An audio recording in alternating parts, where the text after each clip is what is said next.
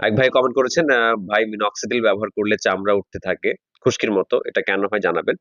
আসলে মিনক্সিডিলের মধ্যে এই যে লিকুইড যে মিনক্সিডিল গুলো বাজারে পাওয়া যায় সেগুলোর মধ্যে অ্যালকোহলের পরিমাণ হচ্ছে সবচেয়ে বেশি।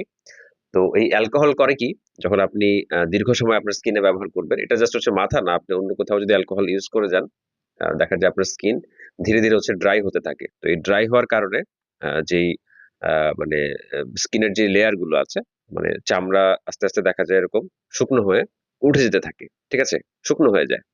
তো যাদের হচ্ছে আগে থেকেই খুশকির সমস্যা আছে, তাদের তো এই সমস্যাটা আরো র‍্যাপিড হয়, আরো দ্রুত মানে ডেভেলপ করে। দেন অনেকে খুশকির জন্য কিন্তু এই লিকুইড মিনক্সিডিলটা ব্যবহার করতে পারে না। তো সেই ক্ষেত্রে আসলে সমাধান হচ্ছে আপনার মিনক্সিডিল ফোম হতে পারে। ফোম আপনি ট্রাই করে দেখতে পারেন, বা সিরাম পাওয়া যায় আমাদের কাছে, যে মিনক্সিডিল সিরাম। এটা ব্যক্তিগতভাবে আমিও আমার হেয়ার লাইনের জন্য ব্যবহার করছি। এখন পর্যন্ত আমি এরকম দেখা যায় ড্রাইনেস এরকম ফিল করি নাই। যে আমার দেখা যায় সামনের দিকে আমি তো জাস্ট হচ্ছে এই সামনের ফ্রন্টাল সাইড গুলোতে ব্যবহার করি। এরকম কোনো আ দেখা যায় খুশকির সমস্যায় আমি পড়ি নাই। বা যারা হচ্ছে আমার পরিচিত যারা আছে বা যাদেরকে আমরা দিয়েছি এটা, তাদের মধ্যে কাউকে এমন দেখা যায়নি যে মানে এটা ব্যবহার করার কারণে খুশকির সমস্যা হইছে। তো সিরামের মধ্যে বেশিরভাগ যেটা থাকে অ্যালকোহলের জায়গায় পানি থাকে।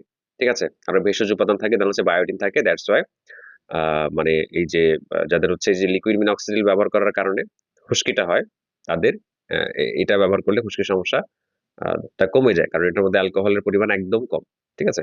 ওই জায়গায় হচ্ছে পানি ব্যবহার করা হয়। দেন বিভিন্ন ভেষজের নির্যাস ব্যবহার করা হয়। তো যারা হচ্ছে লিকুইড মিনক্সিডিল ব্যবহার করে দেখা যায় মানে খুশকি ডেভেলপ করেছেন, তাদের জন্য সিরাম বা ফোম হতে পারে একটা দেখা যায় আদর্শ অল্টারনেটিভ। ঠিক আছে? ধন্যবাদ।